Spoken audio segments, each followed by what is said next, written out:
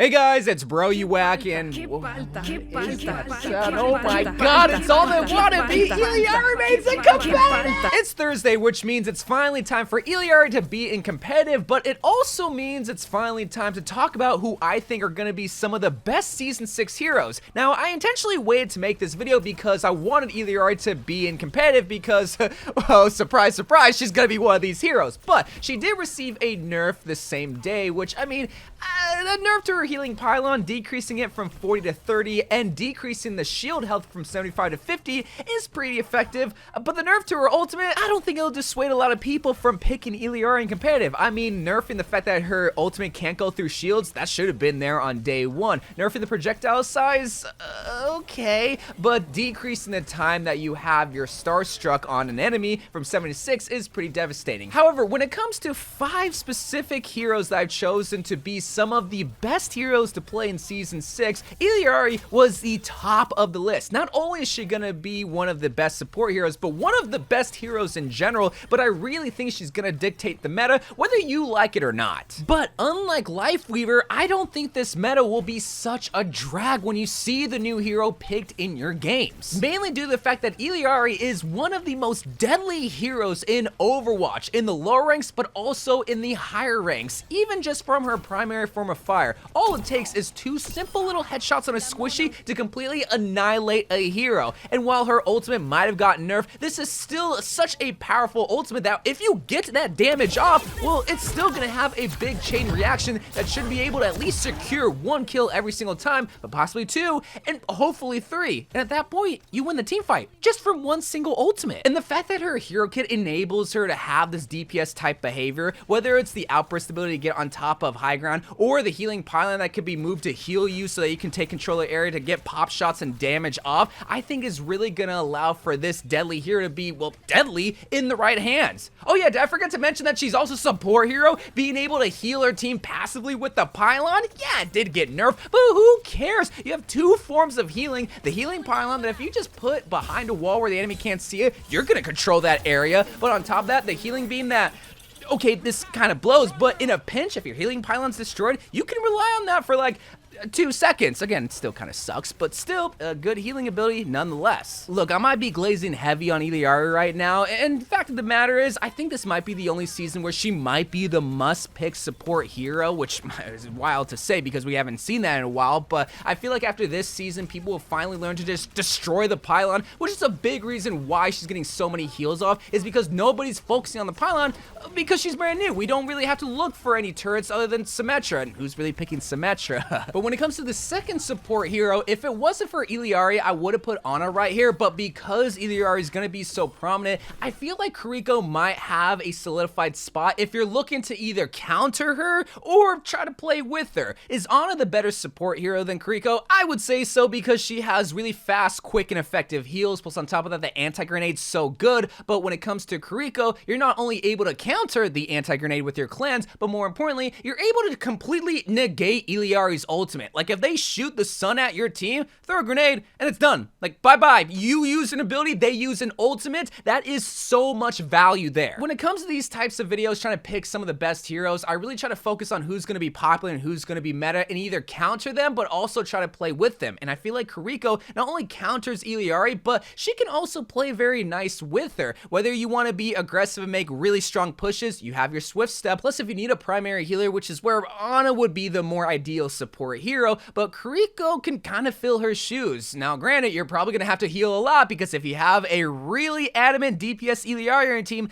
that's doing good or even doing bad, then you really got to be a heal bot. But once again, Kiriko can fulfill that role. Plus, she also has good utility to try to counter anybody like an Ana or an Illari on the enemy team. Now, in an effort to try to continue to go backwards, let's talk about some of the best DPS heroes to play in Season 6. Now, when it comes to DPS, I feel like there's a good variety of heroes that you can pick. Sojourn's one of them. Hanzo is always going to be good until they finally learn to nerf that guy. And I've even seen Torbjorn picked quite a couple of times because of the second best DPS hero. But when it comes to the guy, the DPS hero that any rank and anybody could pick up and do semi-decent with, Soldier 76 is my guy. Soldier isn't the flashiest DPS hero, but what he will give you is consistency. And in this toxic relationship that we all have with competitive right now, we need some form of stability. But what Soldier has is that consistent damage, is is that consistent hero kit with a heal pod that in case your support heroes are being DPS, well, you don't have to necessarily rely on them. Plus, you know right at the beginning of the game that you probably won't be heavily countered. In fact, you'll probably counter more people than you'll be countering yourself unless they have like a diva or a giant shield like a Reinhardt. But when it comes to some of the popular tanks, I think you'll be fine with Soldier 76. But in case they have an Echo or a Pharah or an Illari that needs to be taken care of from long distance, you know that you're going to be able to put in some work and damage with him. Again, Soldier, he's the DPS for everybody. GMs, Masters, Bronze, Silvers, anybody can do work with him because he's just very consistent. And obviously, if you have good aim, you'll do better with him. But even if you have terrible aim, because he's so forgiving, he can still be a very effective DPS hero. But when it comes to the second DPS hero, I had a lot more trouble picking this one because, well, even Soldier, some people say he's not that good compared to someone like Widowmaker or Hanzo. I've even seen people say Bastion can be really good, which is wild to say. But I decided to go with Tracer, where this one's not going to be so forgiving, and this one's going to be a lot harder to play compared to Soldier 76. With Cassie's Mana Grenade getting nerfed and him not really being in the picture, and with Brigitte not really being a thing either, I feel like this gives Tracer a lot more room to be effective in the backline, and that's obviously what she does. I mean, she is a great damage dealing hero, but she's also a distraction, someone that you always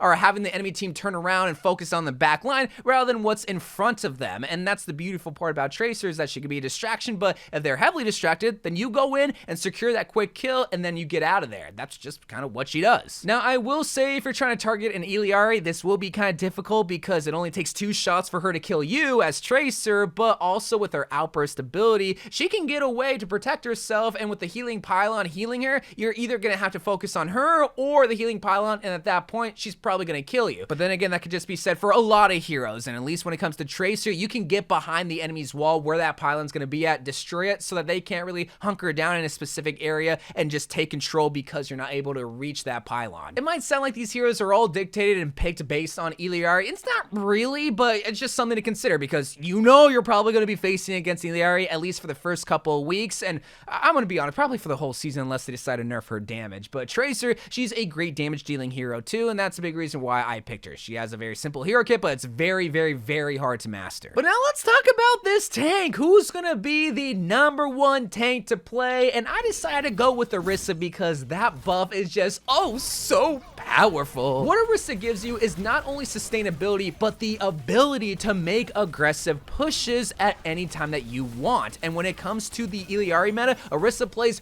really nice with her. Whether it's on Flashpoint or a control map, or you're playing defense on a payload map, you just gotta throw that healing pylon on top of a wall, have Orisa stand underneath it, and just be there. Stay. She is quite literally built like an O lineman, and you will not be juking her anytime soon. Like, by herself, Orisa is a solid tank, most effective on push maps, but when paired with an Illari, this is on a whole different level. We already talked about controlling an area, but when you decide to ult with an Illari's ultimate, this is way better than a Zarya grab because you just gotta bring them all together, have Illari shoot you as Orisa, and everybody's gonna get that stun effect, and you slam it down on the ground, and it's gonna affect everybody. Like, this is the best ultimate combo that I've seen in years, and it's so easy to pull off, assuming they don't got a Kiriko on their team. See, this is why you gotta play Kiriko, not only for Illari, but also Orisa. Orisa is just a solid tank right now. Is she the best tank? Well, people can make arguments about Hammond, and people can make arguments about Ramattra, and somehow people will try to make arguments about Doomfist, but we know that they're just deep in bronze, and they're just trying to cope in any sort of way. But Orisa's a solid pick, especially with this Illari main that